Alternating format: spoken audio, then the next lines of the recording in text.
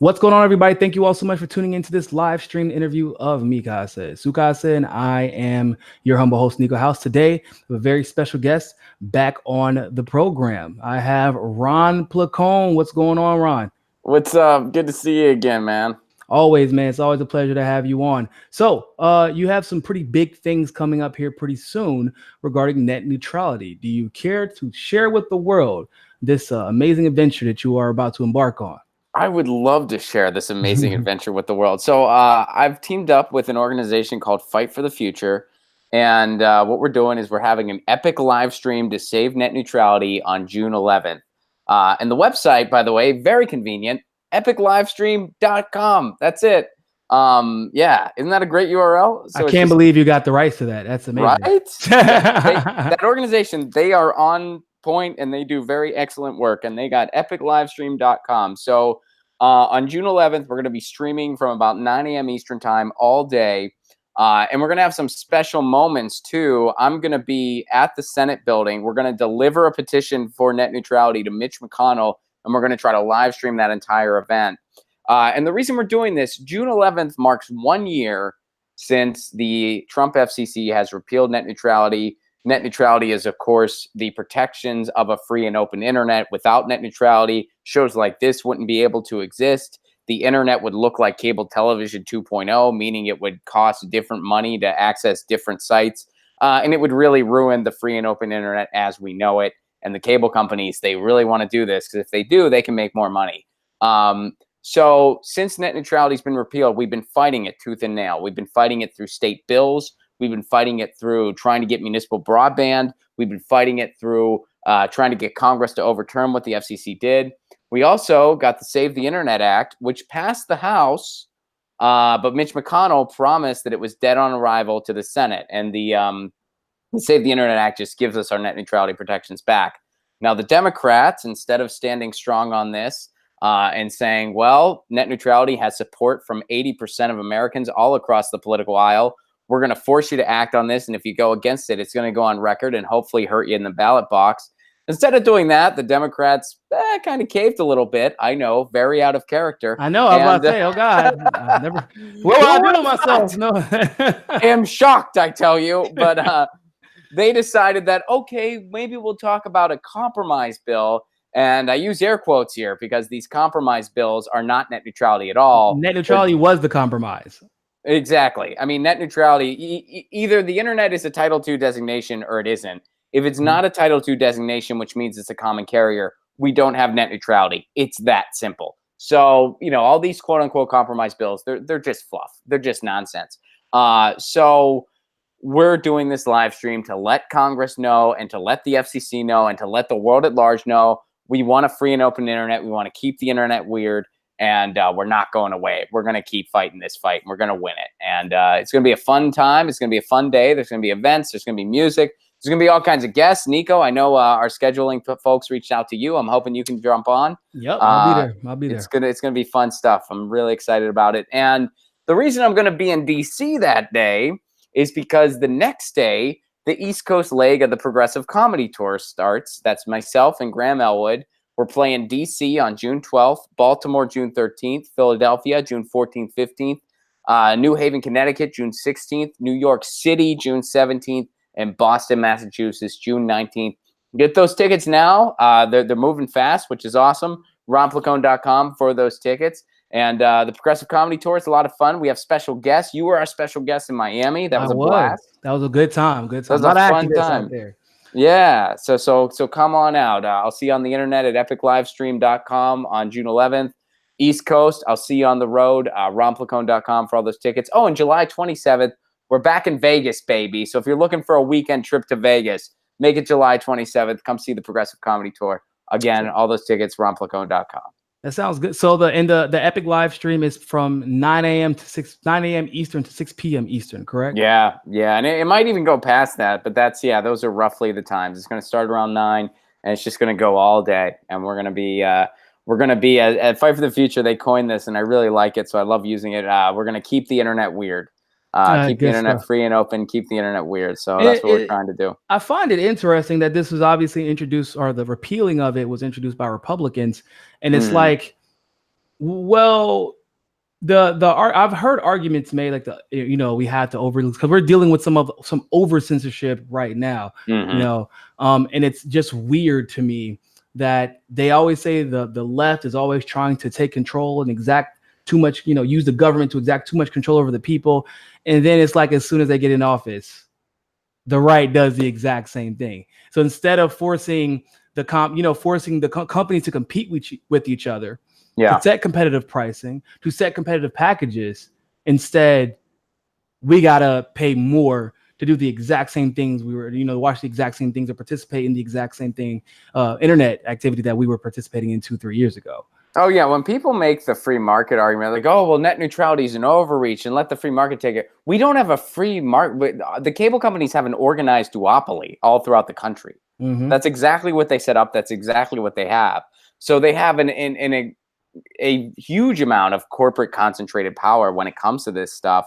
So we're pretty much at their beck and call. This is a corporate overreach. What net neutrality does is it just assures that no entity can do that. Yeah. So yeah, I mean that's what we're dealing with, and at the end of the day, we need universal broadband all throughout the country. 100% agree. But in the meantime, we really need to hold the lines on net neutrality because if we don't, we're going to lose the medium, and once we lose the medium, it's over. We don't get it back. Yeah, absolutely. So how did you encounter this organization? Like, what made you decide to team up? I've been a fan for a long time. We've always, we've always kind of been in contact. Evan Greer, their deputy director, she's also a fantastic musician. I like her music. In fact, I liked her music before I even knew that she worked with Fight for the Future, which That's is crazy. a small world, right? So yeah, we had always kind of been in touch, and then this sort of seemed like a project where they thought, like a content creator would be helpful. So we spoke and then we started working together on this. So it's been fun. I mean, they're a really cool organization. They are really on point in the way they do things. My one complaint is that they're mostly East Coasters. So whenever we have meetings and stuff, it's very early my time. I'm always you live in LA, Ron. Yeah. We do like call out meetings and stuff like that. And I'm usually the last person to speak, and I remind everybody like, yeah, it's just a little after 7 where I'm at. I forgot it's early for you. And I'm a comedian, so I don't. Not only am I not used to early hours, but I'm super not used to early hours. Yeah, you're a nightclub, night comedian. That's right. So you're up all night, and then they're like, all right, come be an activist. Which by the way, I have to say, it's not rare, but it's something that we are seeing more of. I feel like as an independent journalist, because I would consider you a journalist, and as a comedian as well, you combine your craft. But I feel like a lot of your messaging, a lot of your passion, your conviction, it comes from the fact that you have joined this league of activist influencers. Like, if I'm not going to be in front of a camera talking to you about these issues unless I'm in the trenches fighting for you about the same issues. Yeah, I mean, and it was honestly, I know this is such like a hacky thing to do, but it's something I still do. It was like one of my New Year's resolutions to really kind of pick this issue and really do as much as I could to help. And I think that's focus. I think focusing on something is something. Yeah, I mean, right now. I guess maybe I'm being like it's a little cheesy, like, oh, my New Year's resolution, but I do it, like whatever. It's kind of cheesy, and but whatever. I participate in it. I'm guilty of it too, or whatever. But one of them was I really want to do as much as I can for net neutrality and municipal broadband, because I do think we're living in a time where we need to think outside of electoral politics. Not saying electoral politics doesn't have its place. Of course it does. It always will. But we need to kind of think outside of that too. And the people who know they're outsiders, I'm one of those people, we need to really start working from the outside. And so I think people need to kind of pick their cause and really kind of try to drive it home. And, a cause that means a lot to me that I feel like I can be helpful in is net neutrality and municipal broadband. I mean, sometimes people are like, Ron, all these horrible things are going on in the world. How are you just focused on this? And it's like, look, I understand all those things are going on and I care about those too. But without a free and open internet, how difficult is it going to be for us to do anything about those horrible things? Without a free and open internet, we're not going to have a clue what's going on in fucking Flint. How do you think we're going to know what's going on in Syria or Iran or Yemen? We're going to be up the creek without a paddle, big time, without a free and open internet. And it's already bad. Media does not. It's already bad because Google, being that Google is basically a brain trust of what's that, In-Q-Tel. So basically, it's government owned, it's CIA owned. That they own the majority shares, which is why you Google Bernie Sanders, it's a hit piece. You Google Tulsi Gabbard, it's a hit piece. You Google Kamala, she's the best thing to happen to Black people since grape drinking fried chicken for us. That's what they tell us. So it's already bad, and it's almost like. Even when DuckDuckGo, which I think is way better than Google, Bing tried, and Yahoo got obliterated. It's like there is no way to disrupt how bad it already is in our current state. So allowing net neutrality to go away unchecked the way it has been, I agree. It could be disastrous. Absolutely. So my question to you is, do you feel at what point did you decide that you have to get out of, just standing in front of a camera and go get into the trenches? Because I know we've talked before, and with me, you, and Pasta and Fee, where at first you weren't necessarily in the trenches like that. You were an observer. You were a great commentator, but it's only within the last couple of years, right, that you kind of you got to put the onus on yourself. Well, I've always been really interested in the media reform movement and net neutrality specifically. I mean, it's something I followed since about 2004. But for me, the big thing was when I showed up to City Hall in Pasadena to make the case for municipal broadband, a battle that I'm still having. That was a really cool thing. And I was very fortunate that I was able to plug it on the Jimmy Dore show. So people showed up. Everybody was out there. Yeah. I mean, we had a really cool showing of folks, and Jimmy and Steph came too, which meant a lot to me that they were there. And so sometimes when people are trying to do similar things, they're like, "So how did you get all those people to the meeting?" And I cheated. To be honest, I cheated. I'm like, well, I kind of had a fairly large platform at that was willing to help me. So I understand not everybody has that. Yeah. But I really wanted to do this thing. I spoke at the meeting. I got it on an agenda. And everybody else that spoke too, we got it on an agenda. And then the city has since kind of been like, well, we can't afford this. So now I'm kind of fighting that thing and working with a lot of the organizations. Oh my God. California that work can on never that. afford anything, but somehow always has a lot of money. I don't really get it. I don't either. I brought that up in the thing. There's footage of me at the City Hall where I'm like, look, I find it hard to believe Pasadena, California, can't figure out something that Charlemont, Massachusetts, a town of 7,000 people, figured out. No offense to that town, I'm sure it's wonderful, but I think if they can do it, I think Pasadena can too. With less revenue, with way less revenue. So that was what really got me interested in doing something as much as I could about this issue.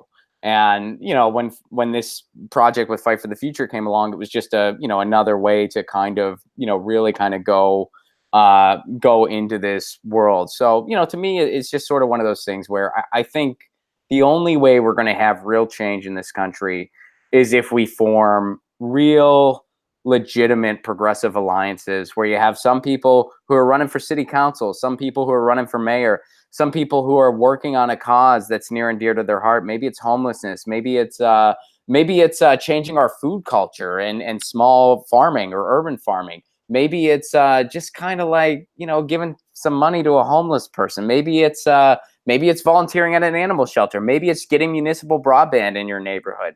Whatever it may be, if you get in your lane and you really drive it home, you can do what Gail McLaughlin did in Richmond and kick Chevron out of your neighborhood.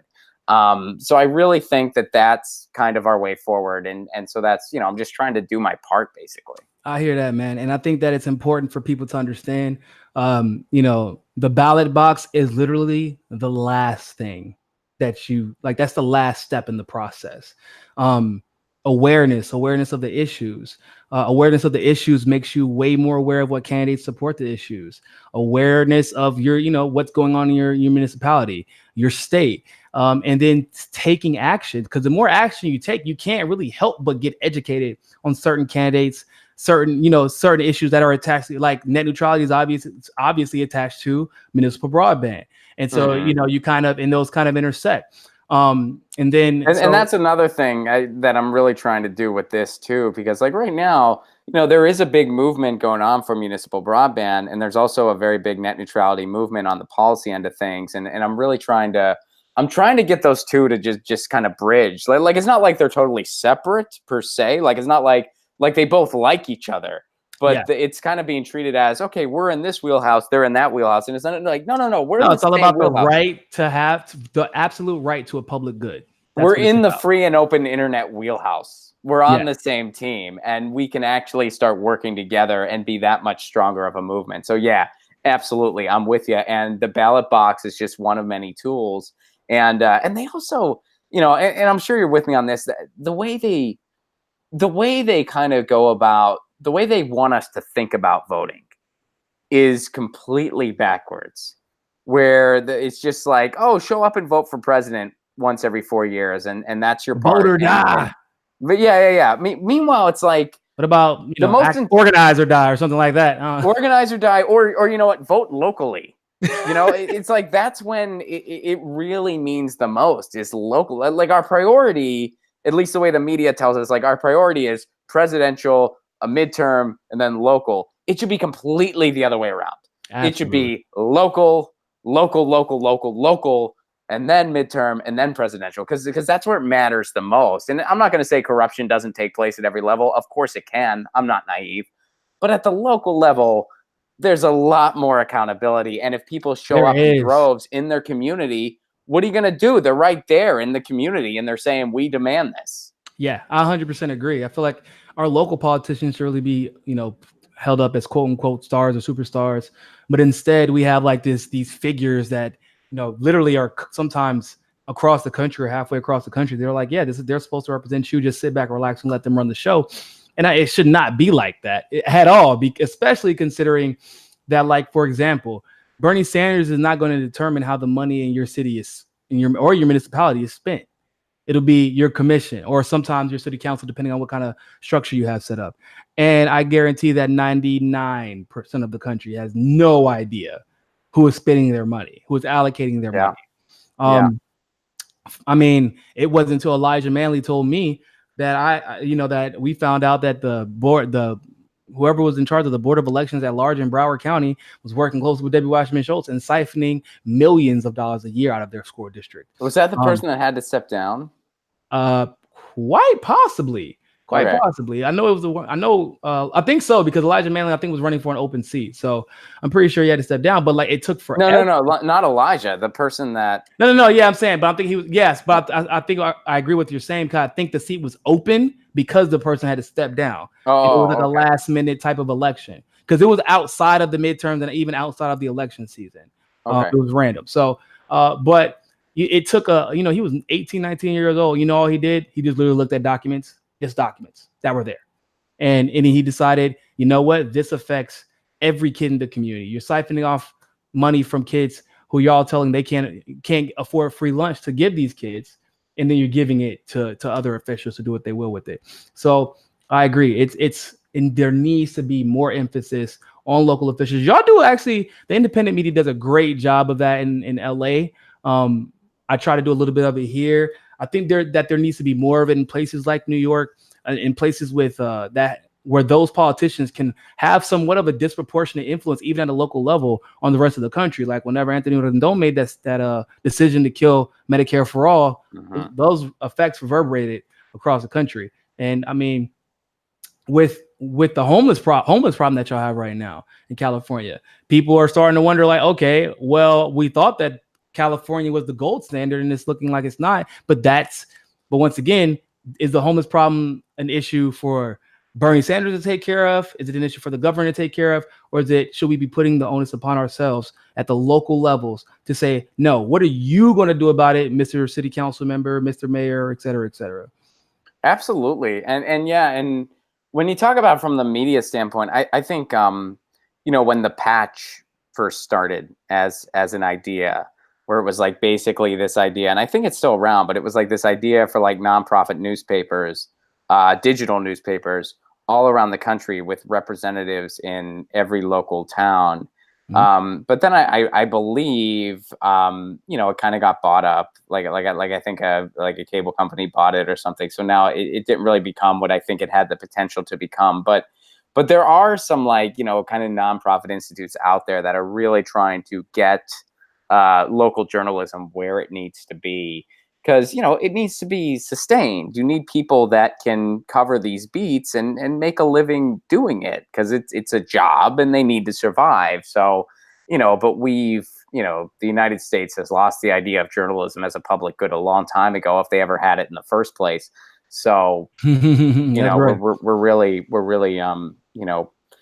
really fighting for it. We're fighting to change a status quo and to shift a paradigm. So really quick, because this has to do with, in my opinion, it does anyway. I know the social media, the banning of specific accounts isn't necessarily tied to net neutrality, but I feel like it's still in the same ballpark of like a free, like you say, keep the internet weird. For every Steven Crowder, for example, there needs to be a Jimmy Dore to combat the message. And I think it's our job to win the people over into the world of sanity. I think it's our job, not the government's job. What do you think about the recent bannings?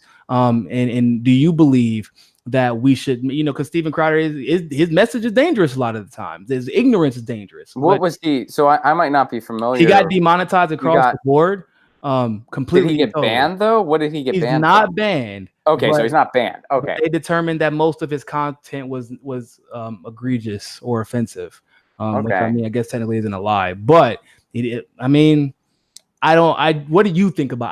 I'm not really in the camp of picking and choosing who gets to stay monetized and who doesn't get to stay monetized. If he didn't say something that was like crazy racist and was being purposely inflammatory, I mean, even that, like, it's very hard. It's a very hard line to draw.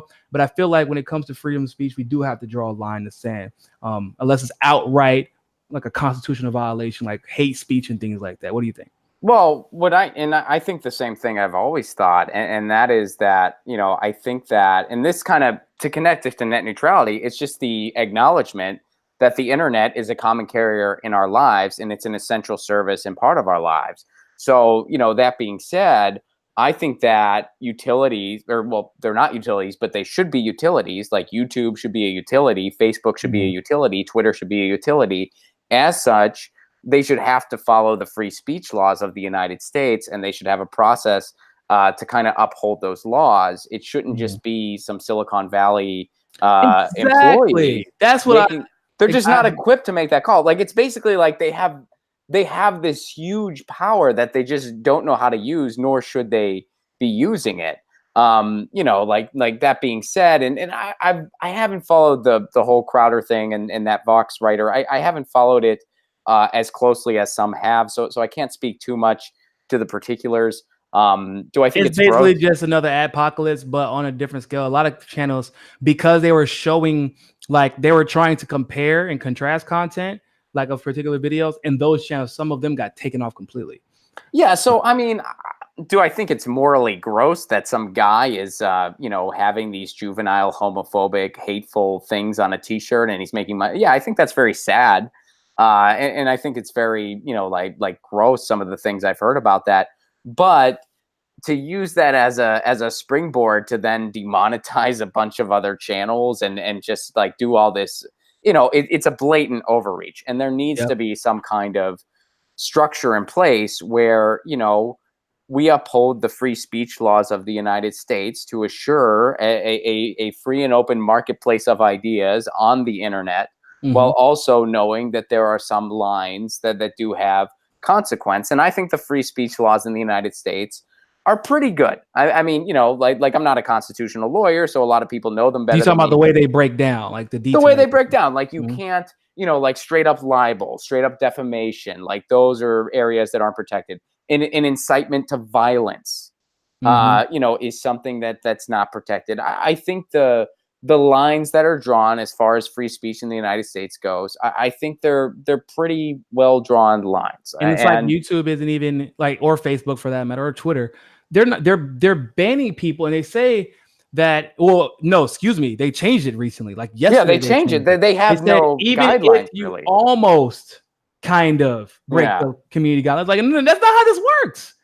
Yeah, and they're the in for community a lawsuit. guidelines. They're in for a lawsuit, I think, and I think that's why they changed it when they realized they probably, because they've been messing with the bigger channels now, and the biggest channels, a lot of them have agents, a lot of them have attorneys as well, and I think that they're heading for a class action, and so they thought that changing the verbiage to if you almost violate the community, because that's the pushback they got for the Alex Jones ban. It's like, I'm not saying Alex Jones isn't a prick, but what specifically did he do? And what happens is they say, well, Alex Jones may have lied about this particular thing. Well, CNN literally lied about A, B, C, D, E, F, G, H. And then so you got to get into the question of, well, damn, do you ban CNN from YouTube as well?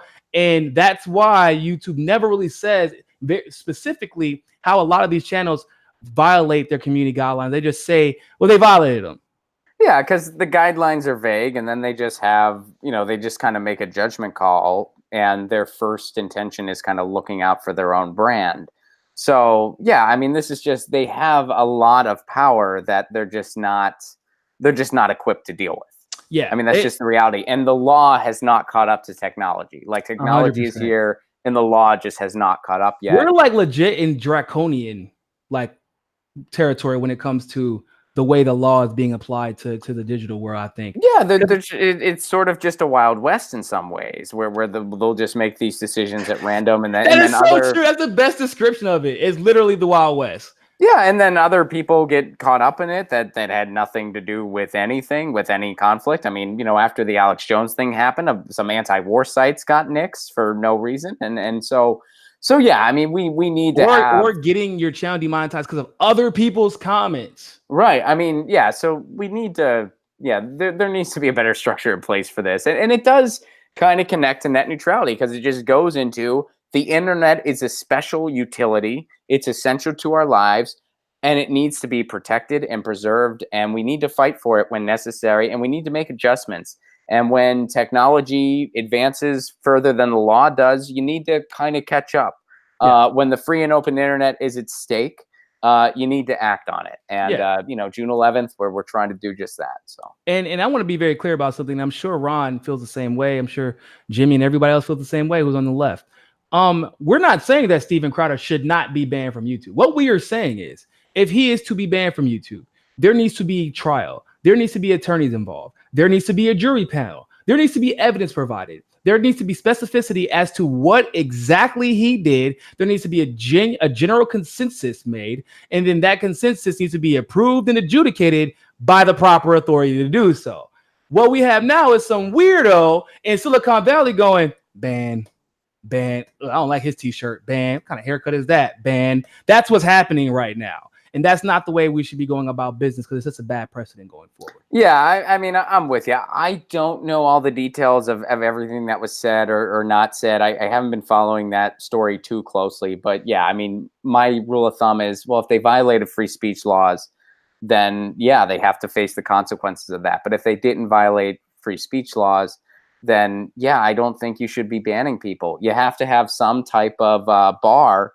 And I think the free speech laws of the United States are the best way to go as far as content in this country is concerned. And people are going to say, oh, well, Facebook's a global company, YouTube's a global, and this and that. And it's like, well, okay, well, then they have to follow the free speech laws in other countries. Yeah, I say, do they want to make that argument for real? Yeah, I mean, right. And it's so yeah, I mean, that's how I felt about it when it was Alex Jones. That's how I feel about it now. It's just one of those things. And yeah, I'm not going to say should or shouldn't because, well, I'm not a constitutional lawyer, nor have I combed the content well enough to determine, oh, they did violate free speech laws or they didn't. But yeah, someone qualified should make that call. 100%. All right. So let everybody know one more time where you're going to be at, when that epic live stream is supposed to be, and then, let them know about the next couple of stops on your tour. June 11th, epiclivestream.com. Come join us. Niko's going to be there. He's going to be making an appearance, which is going to be awesome. I almost said experiment. Niko's going to be doing an experiment. He has one of those volcanoes that erupts. You can watch it. He's really good at it. He did it in 3rd grade for a science project. He's revamping it. Special for the live stream. You're going to love it. his favorite thing. No, Fuck that science. I really was not good at science. I wasn't either, man. I wasn't either. I just always, when it comes to even climate change, I just deflect to all the smart people. I just ask all my scientist friends. I'm like, how screwed are we? Are we going to be okay? I know, me too. And they're like, Ron, we're trying to have a drink at a bar, dude. Can we do this later? But we're gonna be okay, right? Like we're gonna figure this out, right? Like you guys are on it, right? And then they're asking me, they're like, and then when they see something on TV from CNN, they send text to me, Niko, is this it? Are we gonna have another 4 years of Trump? I'm like, man, look, I can't even. You got a better chance of whether or not you got a better guess of whether or not we're going to survive the next 12 years, and I have a better chance of guessing if we're going to have Trump at this point. I have that same conversation with like my scientists, like friends and family. I'll be like, they're like, dude, is Trump gonna win again? And I'm like, well, do you want me to tell you what I think? It'll take about an hour. I'll be like, is the planet gonna fucking end? They're like, well, do you want us to tell us what you think? And I'm like, let's just keep each other in the dark. Let's just not. Let's just talk about music. No, but yeah. So June 11th, epiclivestream.com. We're gonna be streaming to save net neutrality. It's gonna be an awesome internet party. Epiclivestream.com, and you can go there now, by the way, and submit your comments. If you want to submit a comment to be read on the live stream, you can do that now at epiclivestream.com. So do that now. Come back on June 11th to epiclivestream.com. Watch the all-day live stream. We're going to be in D.C. We're going to go to Mitch McConnell's office. And then the Progressive Comedy Tour hits the East Coast right after that, June 12th through 19th. D.C., Baltimore, Philadelphia for 2 nights, New Haven, Connecticut, New York City, Boston. Tickets at ronplacone.com. And then July 27th, Vegas, baby. Tickets for all those shows available at ronplacone.com. Good stuff. Thanks for stopping by, Ron. Thanks everybody else for tuning in. Greatly appreciate it. Net neutrality is extremely important, so make sure that you are at that live stream on June 11th. It's going to be running from 9 a.m. to 6 p.m. Eastern, potentially even longer than that. Make sure you go check out that Progressive Comedy Tour with Ron and Graham. Go to ronplacone.com to get your tickets. Remember, more than anything else, people, find your balance. Peace.